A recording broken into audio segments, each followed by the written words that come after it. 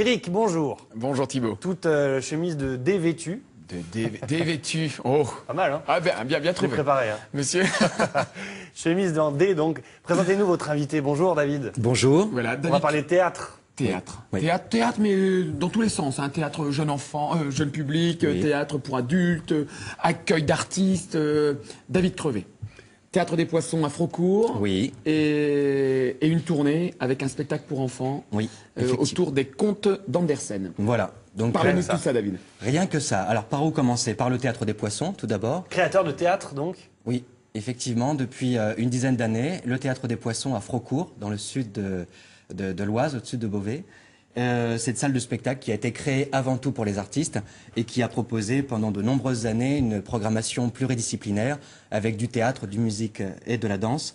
Et puis nous avons créé il y a 5 ans un festival jeune et très jeune public qui s'appelle Les Petits Poissons dans l'eau. Voilà. C'est-à-dire que c'est intéressant de sensibiliser et de montrer aux petits, dès leur plus jeune âge, évidemment, l'importance d'une scène, l'importance de l'existence d'un théâtre dans un petit village. Effectivement, 2 raisons à cela. La première, c'est évidemment l'éducation artistique, montrer aux enfants dès leur jeune âge ce qu'est le théâtre, quels sont les codes du théâtre, et évidemment les sensibiliser à toutes les formes artistiques. Et puis aussi dynamiser le théâtre en milieu rural et de pouvoir s'exporter.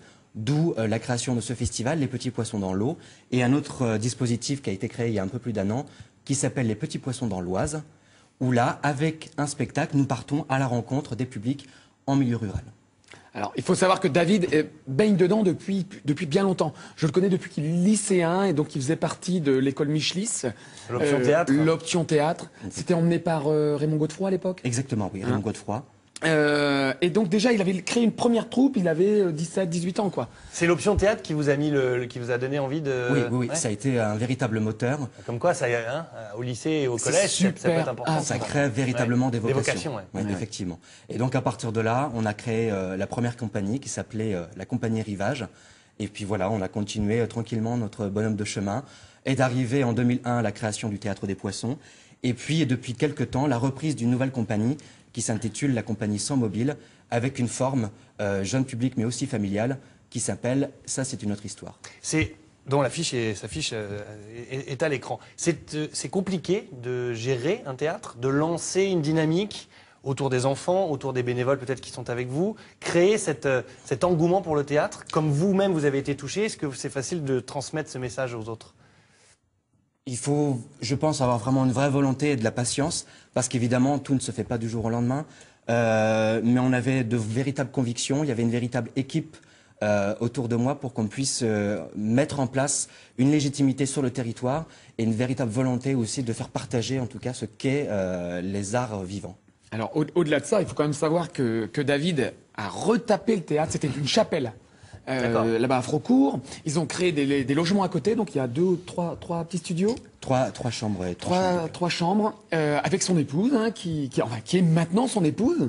Ils ont retapé, ils ont fait le plâtre, ils ont fait la peinture, et aujourd'hui, donc, moins peut-être aujourd'hui, mais pendant longtemps, ils ont accueilli plein de compagnies picardes et de France entière pour venir créer, les aider financièrement et compagnie. David fait partie de ces artistes qui ne gagnent pas des millions. Ouais. Et pourtant, grâce à leur passion, ils vivent et puis voilà, ils ont créé un lien avec plein de compagnies picardes. C'est vrai qu'on parle souvent de comédiens ou d'humoristes, on les met souvent sur le devant de la scène justement pour parler d'eux, mais on ne parle pas souvent de ceux qui leur permettent d'exister. Ce que vous faites vous, oui. C'est important. Comment vous ressentez cette importance de les mettre en avant, de les porter? Tout simplement parce que nous, étant jeune compagnie à l'époque, on avait aussi envie d'un outil qui nous permette de travailler sereinement. Et la création du Théâtre des Poissons tient lieu de tout cela. C'est-à-dire qu'on a vraiment voulu, évidemment, faire quelque chose pour que le public puisse découvrir, mais surtout un outil de travail pour que les compagnies puissent se sentir bien. C'est évidemment un lieu de diffusion, mais c'est surtout un lieu de création. Les artistes, lorsqu'ils arrivent au Théâtre des Poissons, sont là sur des périodes qui vont de 1 à 6 semaines, et pendant cette période-là, ils sont vraiment immergés. C'est un lieu de travail. C'est un lieu de travail, effectivement. C'est un lieu de divertissement pour les spectateurs, mais c'est un vrai lieu de travail pour ceux qui sont sur scène, justement. Voilà. C'est clair, c'est clair. Et alors là, en plus, j'ai que des bonnes choses à dire sur ce garçon. C'est à la fois un comédien, à la fois un metteur en scène, à la fois donc un directeur de salle, mais il est venu il y a peu de temps sur une période autour d'Albert pour les spectacles, pour les écoles. Je l'ai vu régisseur. Et voilà, il va nous accrocher les lumières, il fait tout. Il fait tout, c'est le couteau suisse du théâtre. On l'a là, voilà. Joli, pas mal. Ouais. Dévêtu, couteau suisse, on a tout. Très bien. Effectivement.